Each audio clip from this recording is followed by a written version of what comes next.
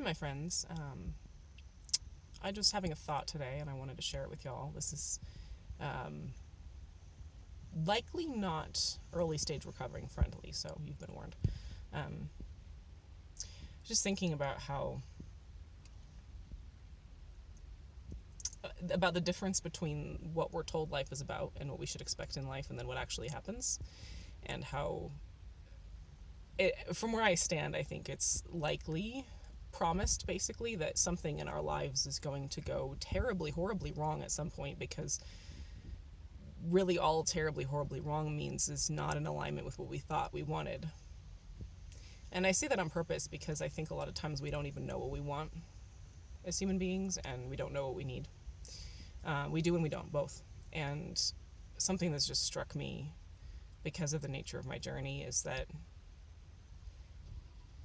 everything can kind of go to hell and fall apart, and yet you can still create something beautiful out of whatever's happened in your life, no matter what's gone wrong or fallen apart or not gone the way you thought it was supposed to go in order for it to be good. And that's kind of not the point. Like, I don't think the point's to do things right, because I don't think that there really is a doing things right. Because I think in our mind, we think if we do things right, that means everything works out perfectly and everyone's happy.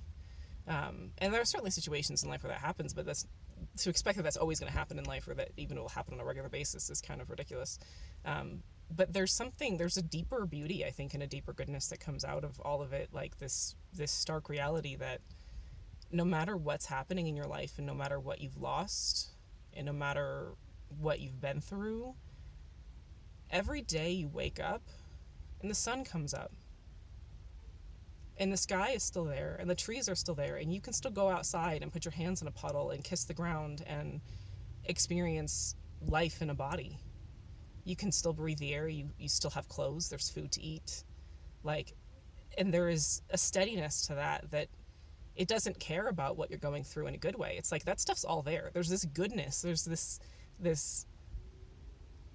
it's just indomitable goodness that won't relent. It's just there all the time, no matter what we're going through, and no matter whether we turn away from it for any period of time. There's so much beauty and goodness in this world that just persists in existing, even if we're not looking at it.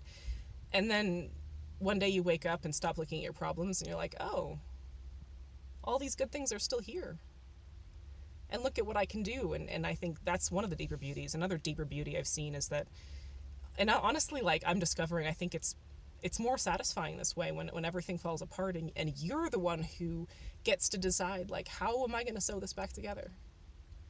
What am I going to do to make this into something beautiful? This shattered pot, this whatever happened in my life where nothing went right, or something didn't go right, or whatever. What am I going to do? You get to decide exactly how you want to tie it back together, what you want to create out of what's left. And there's a deep satisfaction, I think, in that co-creativeness of, okay, well, I can write poetry as a way to turn my pain into something beautiful and help myself understand what I'm going through so I can move on. I can, keep persisting through this and having hope, and watching as some things just somehow fall together. There's just so many different ways that we can build beautiful things that maybe we didn't even think of as beautiful before. A different kind of relationships than you thought you wanted, or thought were beautiful. And there's just so much possibility beyond the expectations we have when we start this being human thing. And I just wanted to share that, because life is hard, and for most of us, things don't go our way. So finding those deeper, reliable, good things, I think, is really a necessary part of helping us to have hope and move forward and create something else beautiful, and not just get stuck in suffering. So those are my thoughts today in the parking lot at King Soopers.